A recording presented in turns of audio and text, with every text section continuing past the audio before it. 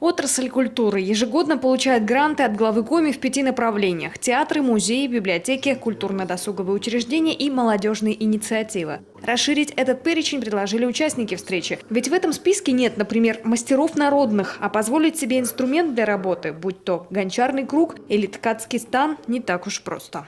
Нет грантовой поддержки народным мастерам, народным промыслам.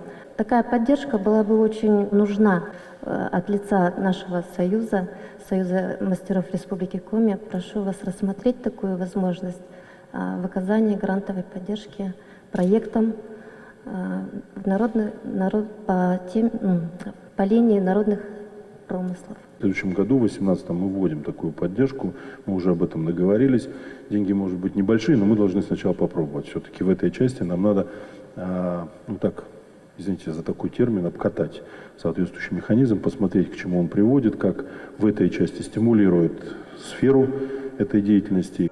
От поддержки финансовой к наградам нематериальным. Столь важную для творческих людей тему затронула заслуженный деятель искусств России, худрук Национально-драматического театра Коми Светлана Горчакова. На год есть квота 8 званий заслуженных работников культуры Республики Коми. Меня это всегда в шок бросает, потому что 7 с лишним тысяч работников культуры, которые работают по 25, 30, 40 лет, и именно на них держится вся культура. И мы сегодня только 8 человек представляем к званиям.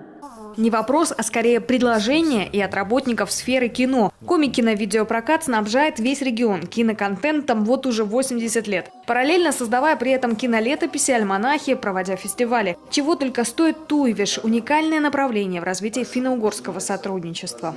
Хотелось бы, чтобы вы нас просто поддержали.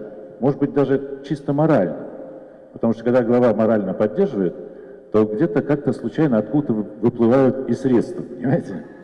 В этой части, конечно, то, что вы делаете, то, что вы собираете, и то, что вы создаете этот архив, его потом можно применить на самом деле, сделать вот эту хронику, летопись, это, безусловно, делать нужно и продолжать это нужно.